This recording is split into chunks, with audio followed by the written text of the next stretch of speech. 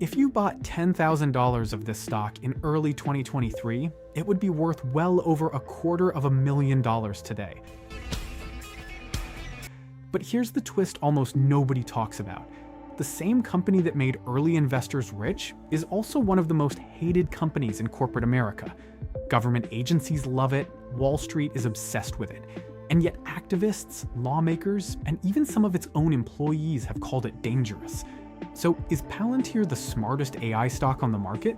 I'm very optimistic for the future. I root for every... Or is it a bubble wrapped in patriotism? Let's find out. Before we get into it, if you're serious about leveling up your investing knowledge, hit subscribe so you don't miss the next breakdown. Drop a like if stock analysis like this helps you out, and comment below which stock you want us to dig into next. All right, let's talk about Palantir. Palantir Technologies trades under the ticker PLTR on the Nasdaq, and over the past year, it has been one of the most talked about names in the entire stock market. We were the freak show. Some investors think it's the next great American technology company. Palantir is unique in that it's 20 years old, but it's doing some of the most important... A business so embedded in government and enterprise data systems that it becomes nearly impossible to remove. Other investors think the stock price has detached completely from reality, trading at a valuation that assumes flawless execution for the next decade. Both sides have a point, and that's exactly why this stock generates so much debate. Doing it.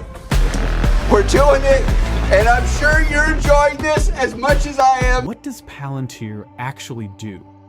In simple terms, the company builds software that helps massive organizations make sense of enormous piles of data. Picture a hospital system, a bank, or the United States military, all sitting on oceans of information scattered across different databases that don't talk to each other. Palantir's platforms pull all of that information into one place, organize it, and use artificial intelligence to help humans make faster, smarter decisions. That's the simple version. But here's what most investors completely miss. The reason Palantir is controversial isn't really about the technology itself. It's about who uses it and what they use it for. So let's rewind and tell the story properly, because understanding where Palantir came from explains almost everything about why it behaves the way it does today. Palantir was founded back in 2003, in the shadow of the September 11th attacks, when the US intelligence community was desperate for better ways to connect scattered pieces of information and prevent the next terrorist attack. The founding team included Peter Thiel, the billionaire investor behind PayPal, along with Alex Karp, who became the company's longtime CEO, and a small group of engineers. Early funding came partly from In-Q-Tel, the CIA's own venture capital arm. Yes, you heard that right. One of the most talked about AI stocks in your portfolio may have started with seed money from the Central Intelligence Agency. For more than a decade, Palantir operated almost entirely behind the scenes. It built software for intelligence agencies, defense departments, and law enforcement, work that rarely made headlines, but quietly made the company essential infrastructure for national security operations in the United States and allied countries. Reports have linked Palantir's tools to high-profile counterterrorism operations, and the company has long maintained deep relationships with the Pentagon and US intelligence agencies. This is where things become interesting, though, because Palantir didn't stay in the shadows forever. Around the mid-2010s, the company pushed harder into the commercial world, selling its data platforms to banks, airlines, energy companies, and manufacturers. Then, when Palantir finally went public in 2020 through a direct listing rather than a traditional IPO, it didn't pursue Wall Street the conventional way. Karp practically dared institutional investors to bet against him. That swagger has become part of the Palantir brand ever since. Today, the business runs on a handful of core platforms. Gotham is the intelligence and defense tool used by militaries and law enforcement to analyze threats and coordinate operations. Foundry is the commercial version, built for businesses that want to unify their messy internal data. Apollo handles software deployment across complicated, secure environments. And then there's AIP, the artificial intelligence platform, which is the product fueling almost all of the recent excitement because it lets organizations actually deploy generative AI tools safely inside their existing data systems, rather than just experimenting with a chatbot on the side. Now, here's the part that should grab your attention if you're trying to understand why this stock moves the way it does. Palantir doesn't sell a single product to millions of customers like a typical software company. It signs enormous, sometimes multi-year contracts with a relatively small number of massive clients, governments, militaries, and Fortune 500 companies. That means every contract win or contract loss can swing the stock dramatically. And it also means Palantir's fortunes are deeply tied to political and geopolitical decisions, not just market competition. This is exactly why the same headline that makes one investor cheer makes another investor furious. Let's get into the numbers, because this is where the story gets genuinely impressive. In the most recent quarter, Palantir reported revenue of roughly $1.6 billion, up about 85% compared to the same quarter the year before. To put that in perspective, a company growing revenue by 85% at this size is almost unheard of in enterprise software. Most companies this large are growing in the teens or 20s, not the 80s. US revenue alone surged over 100% year over year, and the US commercial business, meaning private companies rather than government agencies, grew even faster than that. But here's the number that changes everything for skeptics who used to call Palantir a story stock with no real profits. Net income came in at roughly $870 million for the quarter, more than quadrupling from the prior year. Operating margin on an adjusted basis came in around 60%, which is an extraordinary level of profitability for a company still growing this fast. Analysts have a shorthand for this combination of growth and profitability, called the Rule of 40, where you add growth rate and profit margin together, and anything above 40 is considered excellent. Palantir's combined score recently came in above 140. That is not a typo. That is genuinely one of the best growth and profitability combinations software investors have seen in years. Cash flow tells a similar story. The company generated roughly $900 million in operating cash flow in a single quarter, and it's sitting on a cash position north of $2 billion, with almost no meaningful debt on the balance sheet. Return on equity is running above 30%. For comparison, a healthy, mature company might be thrilled with return on equity in the high teens. Palantir is operating in a different league entirely on that metric. After seeing numbers like these, management didn't just hit their targets, they raised guidance aggressively for the rest of the year, now expecting annual revenue in the neighborhood of $7.6 to $7.7 billion, representing roughly 70% growth for the full year. US commercial revenue alone is now expected to grow over 120% for the year. These are the kinds of growth numbers usually reserved for tiny startups, not a company with a market capitalization in the hundreds of billions. So why on earth would a stock with numbers this strong actually fall after reporting them? This is exactly where things get complicated, and we'll come back to that in a moment. Let's talk about why bulls believe this stock could go even higher from here. The first reason is the sheer size of the opportunity in artificial intelligence adoption. Most large organizations are still in the very early stages of figuring out how to use AI safely with their own proprietary data. Palantir's pitch is that it already solved the hardest part of that problem years ago, securely organizing sensitive data so that AI tools can actually be trusted to use it.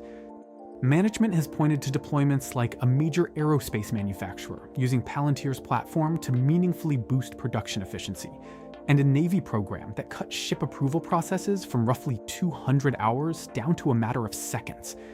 Stories like that are exactly why some institutional investors believe Palantir isn't just riding the AI hype wave, it might actually be building the operating system underneath it. The second reason is the expanding relationship between Palantir and the US government under the current political environment, which has leaned heavily into modernizing defense technology and has shown a willingness to award Palantir significant new contracts, including billion-dollar scale defense agreements. Beyond the US, Palantir has also expanded internationally, including new defense partnerships in the United Kingdom and growing interest from allied governments looking to modernize their own military data infrastructure. The third reason is the explosive growth in the commercial business, specifically inside the United States. For years, critics said Palantir was just a government contractor wearing a tech company costume. That argument has gotten much harder to make, as US commercial revenue has more than doubled year over year, with companies in healthcare, energy, manufacturing, and finance signing on to use AIP. And finally, Palantir has been forming partnerships with some of the biggest names in the AI ecosystem, including a recent collaboration announced with NVIDIA to help bring advanced AI models into secure environments. When the biggest chip company in the world wants to work closely with your platform, that tells you something about how seriously the industry takes Palantir's infrastructure. Now, here's where we need to slow down, because no honest analysis skips the risks, and Palantir has some of the most unique risks of any company in the stock market. The most obvious risk is valuation, and this is the one number that could make or break this entire investment thesis. Even after a significant pullback in the stock price earlier this year, Palantir still trades at a price-to-earnings ratio well above 100, while the average software company in its industry trades closer to 25 or 30 times earnings.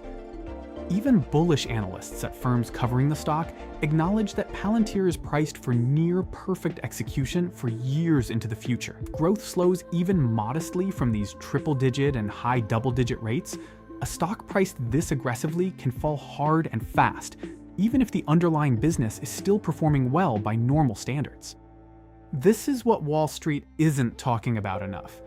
A handful of analysts have actually downgraded or trimmed their price targets on Palantir specifically because of competitive pressure, warning that rivals could eventually offer similar AI integration tools at a fraction of the price, which could squeeze Palantir's pricing power over time. Competition in enterprise AI is intensifying from multiple directions, including cloud computing giants who already have deep relationships with the same corporate customers Palantir is trying to win. The second major risk is concentration. Because Palantir depends heavily on a relatively small number of enormous government and corporate contracts, the loss of even one or two major deals can meaningfully impact financial results. There have already been instances of governments shifting toward domestic suppliers for sensitive contracts instead of renewing with Palantir, which is a reminder that long-term government relationships are not guaranteed forever, no matter how strong they look today. The third risk, and this is the one that makes Palantir genuinely unlike almost any other stock in the market, is reputational and political risk. This is where the word controversial really earns its place in the title of this video. Palantir's technology has been used in immigration enforcement operations, and critics argue this enables the aggregation of sensitive personal data on immigrants in ways that raise serious civil liberties concerns. Palantir's relationship with Israel's military has drawn intense criticism from human rights organizations, who argue its data and targeting tools have played a role in military operations in Gaza. Civil liberties groups in the United States have also raised concerns about predictive policing tools used by certain police departments. Karp and Palantir's leadership have publicly defended these relationships, arguing the company is proudly supporting Western democracies and their security needs, and pointing out that Palantir provides analytical tools rather than collecting the underlying data itself. But regardless of where you personally land on that debate, here's the investing reality.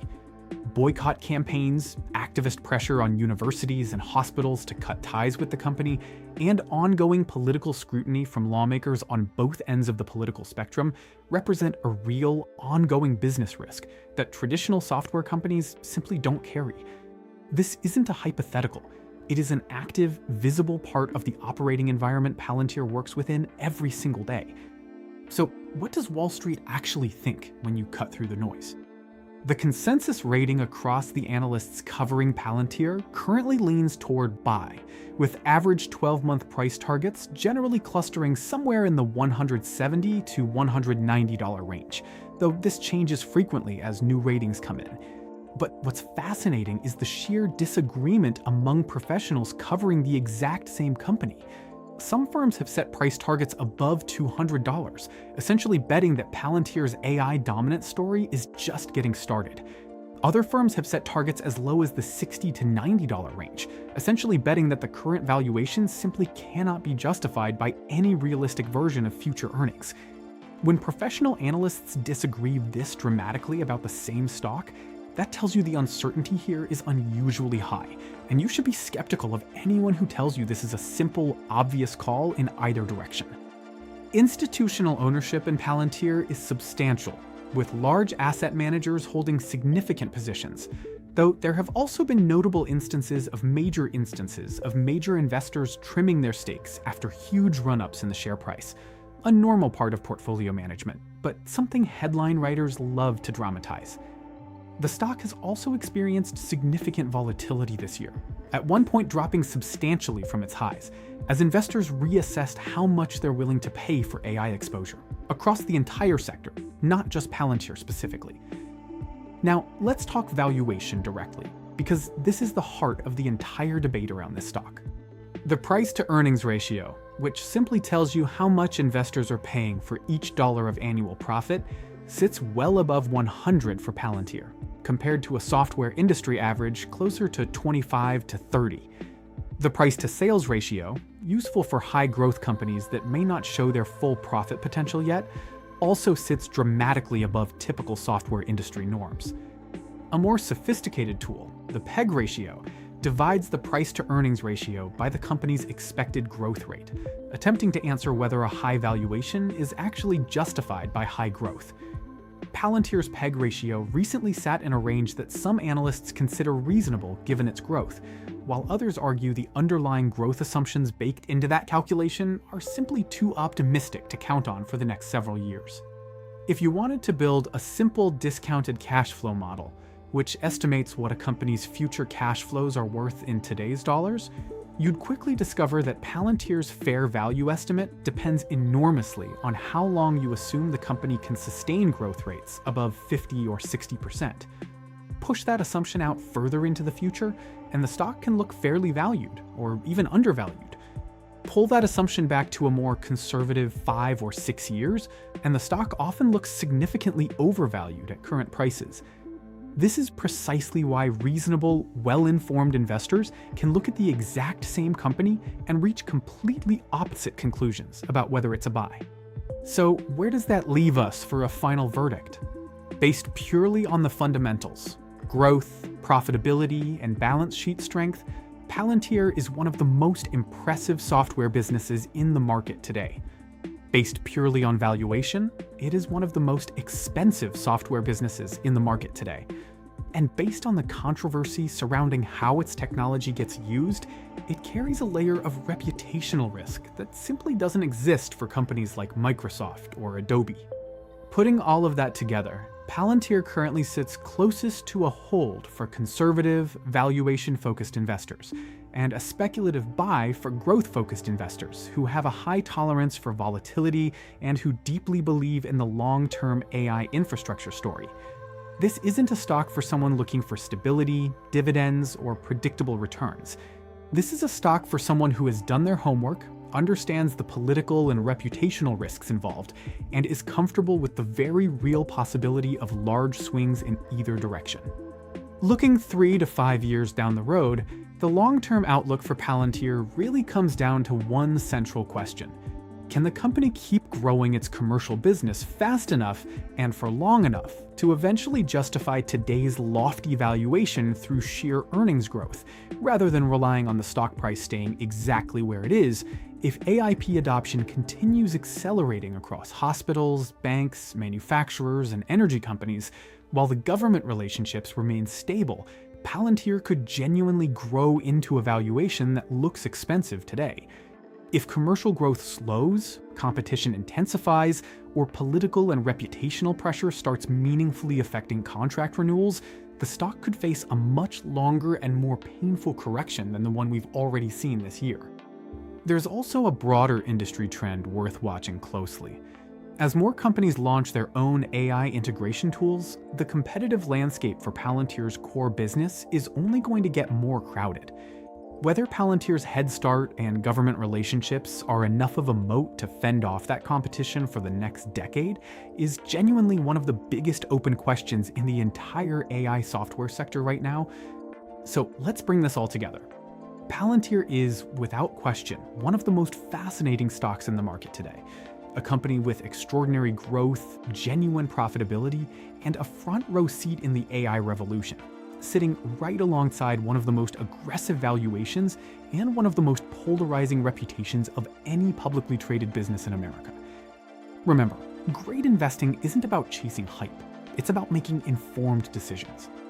This video is for educational purposes only and is not financial advice.